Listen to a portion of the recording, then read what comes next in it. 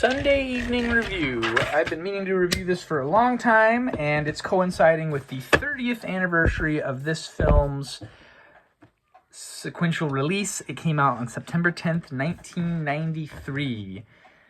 Directed by Tony Scott, True Romance. And I've had this VHS copy on the shelf for over a year. It is the director's cut, as Tony intended it.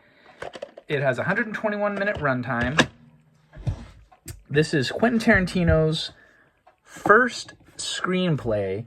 He had originally planned to direct this film, however, he lost interest and then would go on to sell the script to fund Reservoir Dogs. This movie was a commercial failure.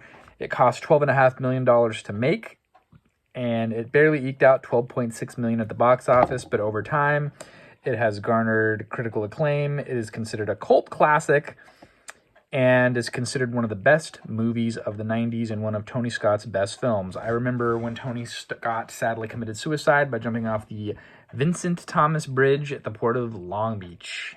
2012, the year I got married. Brother of Ridley Scott.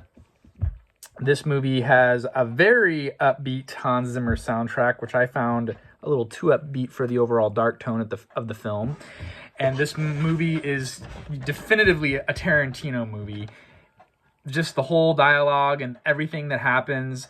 Patricia Arquette's character named Alabama, and Christian Slater's character is named Clarence. It just has the whole movie is a vibe of Tarantino.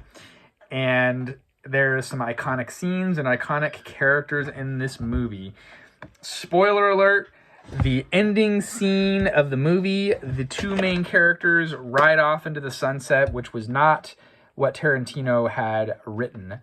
They were supposed to both get whacked in a brutal shootout, and that was the pretty much only big deviation from the screenplay that Tarantino wrote, that Tony Scott took creative liberty, and he said, this is the ending that I want, and Tarantino would later go on to say that he felt like that was fitting for this movie, with Tony Scott directing.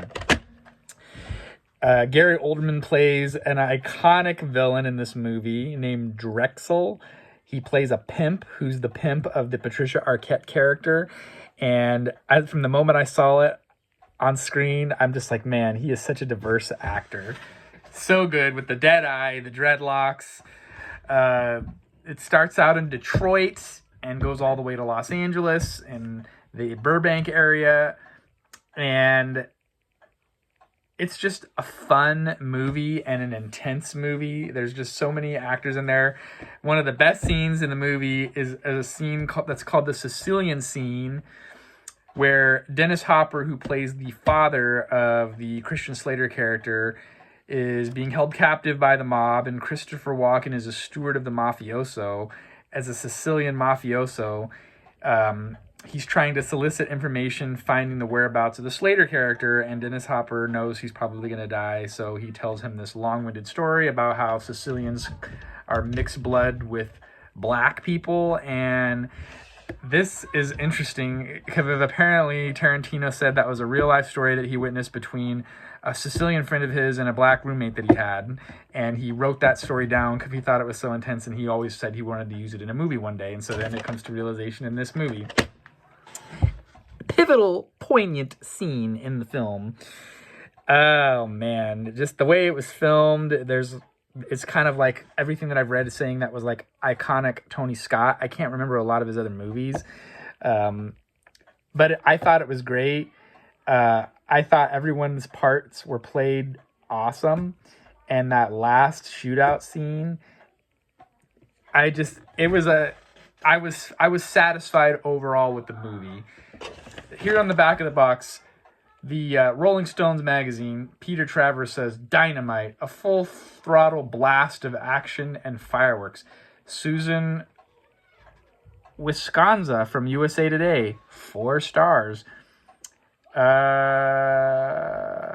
True Romance is the story of two unlikely lovers. Christian Slater is this very nerdy comic book store employee, and Patricia Arquette is a brand new prostitute, and his boss takes pity on his nerdy employee and wants him to have a good time on his birthday. and unbeknownst to him, sets him up on this date with a call girl. And this whole movie could have been avoided if he wouldn't have been venge-seeking his new bride. That's all that I could say. But I'm going to give the movie 4 out of 5. It is highly regarded. Rotten Tomatoes, 93%. IMDb, 7.9 out of 10. And 89%. Very high marks from Google users. So, it's going in the vault. I loved it. It's a fun movie. I don't know why I'm not 5 out of 5.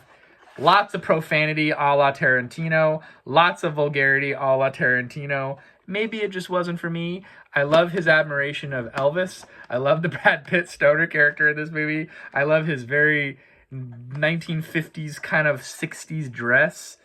And she just plays this blonde ditz, but then she's ready to kick ass and take names when needed. So there you go. That's my take on this film. Excellent acting all around. Thanks for watching. Enjoy your week. We'll see you next time, folks.